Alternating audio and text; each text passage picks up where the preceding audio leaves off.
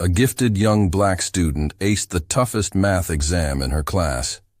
But her prejudiced teacher was convinced she must have cheated. He couldn't accept that she outperformed her white classmates. Then something unexpected came to light, and what followed shocked everyone. Before we jump into this powerful story, don't forget to like the video and hit that subscribe button. The room was frozen in silence. At her desk sat 17-year-old Amara Lewis, staring at the top of her test sheet. Bold red ink marked a perfect 100. She should have been proud. She earned it. But instead, she felt the weight of every gaze around her. At the front, Mr. Douglas Mercer, the math instructor, looked as if reality had betrayed him. He tapped the board with a marker, his eyes fixed on Amara's paper. "This," he said, voice taut, "this doesn't add up." A few students chuckled under their breath. Most just looked puzzled. Amara's jaw tightened. "What exactly are you saying?" Mr. Mercer crossed his arms. "In all my years teaching this course, no one has ever gotten a perfect score." He paused, giving her a cold glance like she didn't belong there. "And suddenly you managed to outperform everyone else?" The tension in the room thickened. Amara's stomach twisted. She knew what he was hinting at. She had always been one of the top students. But Mercer never acknowledged her. He praised kids like Tyler Brooks and Emma Ridley, wealthy, white, always favored, while Amara? He barely acknowledged her when she participated. She sat up, her voice steady. "I studied hard. You gave us the prep material, and I put in the work." Mercer cut her off sharply. "I'm not buying it. No way you got this grade, honestly." Gasps and murmurs rippled across the class. Amara's heart pounded. "Are you accusing me of cheating?" His reply was immediate. "Yes." Laughter came from Tyler's side of the room. Emma tried to hide her smile behind her hand. Amara's fists clenched. "That's a lie. I've always been good at math. I earned that score." Mercer snatched the test paper, waving it dramatically. "Then show me how you solved these. Right here. Right now." Amara hesitated. "I did a lot of it in my head. I don't have written notes." He scoffed. "Oh, so now you're saying you did advanced calculus mentally with no notes?" "Sure you did." He turned to the class. "If she really understands it, she can solve them again. Right here." Whispers filled the room. Some stared in sympathy.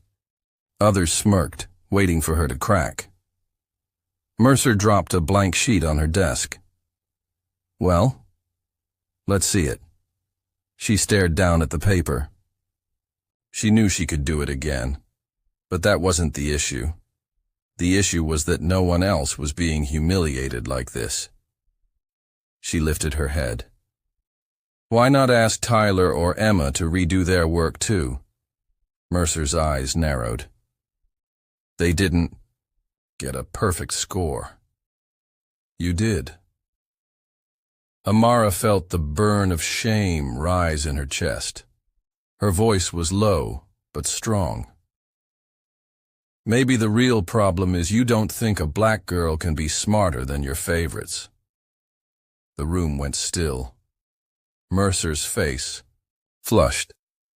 Excuse me. You heard me, Amara replied, meeting his eyes. You've never treated me fairly. You've ignored me in class, never called on me, never acknowledged when I got answers right. But now that I've outperformed everyone, I must have cheated. A few students shifted uncomfortably. The air was heavy with tension. Mr. Mercer's mouth twisted into a sneer. I don't care about the nonsense you're spouting, he snapped. I'm taking this to administration. Without warning, he snatched Amara's test from her desk and crushed it in his fist. Your score is void. Amara's chest tightened. This isn't right, she whispered. Neither is life, Mercer retorted. Just then, the classroom door creaked open. In walked Principal Jonathan Hale, a tall, composed black man in his late 50s. His gaze scanned the room like a spotlight before landing firmly on Mercer. "Mr. Mercer," he said, calm but commanding, "step outside with me." Mercer stiffened. "Sir, I was just—" The principal raised his hand. "Now." Mercer hesitated but obeyed. As the door shut behind them, the room erupted in whispers. Tyler chuckled. "Nice try, Lewis. Guess your little show didn't work." Amara said nothing. Her eyes were fixed on the door. Something felt strange. Moments later, Principal Hale returned, this time alone. His face was unreadable. He scanned the room once more, then looked directly at Amara. "Miss Lewis," he said, "could you come with me, please?" Her throat dried up.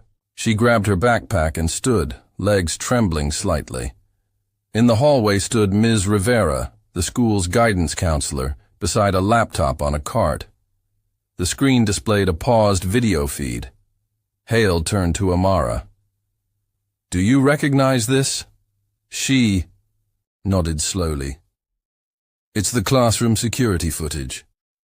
He nodded, then pressed play without another word. Amara's breath caught.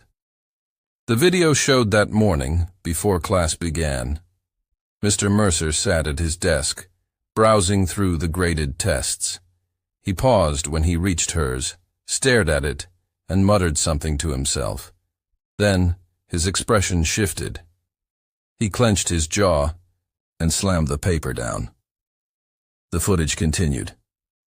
Minutes before returning the exams, Mercer glanced around the empty classroom, pulled out his phone, typed something, then grabbed Amara's test again, muttering, "There's no way she's—" "That's smart." Amara's fists balled tightly.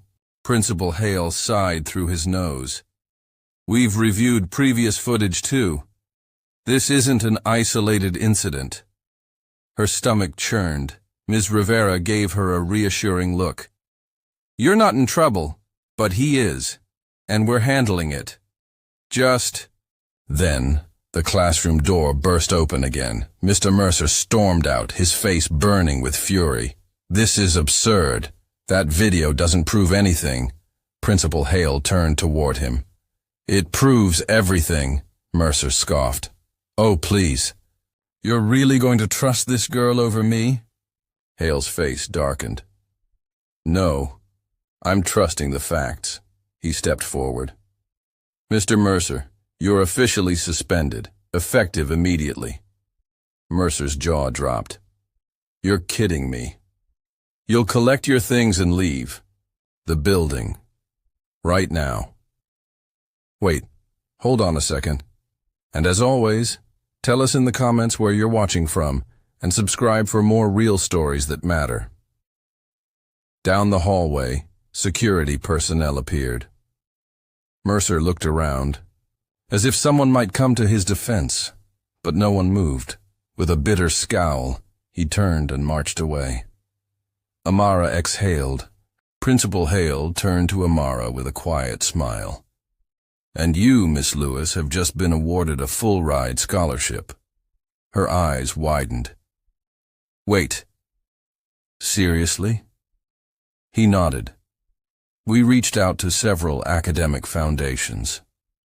They were amazed by your perseverance and your talent." Amara's heart raced. This wasn't just justice. This was karma in motion. By the time the lunch bell rang, word had spread like wildfire. At Eastbrook High, everyone was talking about Mr. Mercer's downfall. Some students were shocked. Others whispered that they had seen it coming. But one thing was certain. Amara Lewis was no longer just another face in the crowd. She had become unforgettable. Sitting at her cafeteria table, she scrolled through her phone, inbox overflowing, Yukio. Did it? Proud of you, girl. That scholarship is yours and you earned it. Knew Mercer was shady all along, but not every voice was supportive. At a table across the room, Tyler Brooks and Emma Ridley sat with their usual circle, throwing glances in Amara's direction. Then Tyler stood. His tone was quiet, but just sharp enough to hush the others. Emma smirked. Biggest joke of the year? Amara set her phone down, already tired of their games, but Tyler didn't stop. He turned toward her, his voice laced with sarcasm. Hey, Amara, tell us, how's it feel to play the victim and walk away with a prize? Her jaw clenched. A few nearby students gasped. Excuse me, she replied, turning slowly. Tyler shrugged. You heard me. You cheated, got caught, and instead of owning it, you cried to the office like a child. Some of his friends laughed. Emma folded her arms smugly. Amara pushed back her chair and rose. The only person exposed here was Mercer, she said. Her voice cold. I studied. I earned that score. Just because you didn't, doesn't mean I cheated. Tyler's smirk faltered. Whatever, you just got lucky. Amara raised an eyebrow. Lucky? She took a step closer. Was I lucky when... He ignored me every time I tried to speak up. Was it luck that made me work twice as hard just to be noticed? Her eyes narrowed. Or are you just mad that a black girl outsmarted you? The cafeteria froze. Tyler's face turned crimson. You're pathetic, he muttered, before storming out. Emma scoffed and followed. Amara exhaled, hands still trembling. Slightly. A few students clapped. Others gave nods of respect, but she didn't need validation. She had already won. The next morning, the school auditorium was packed. Students, faculty, even some parents filled the seats. Principal Hale adjusted the mic. Good morning, everyone. I'll be brief, but what happened yesterday can't go unspoken. Murmurs filled the air.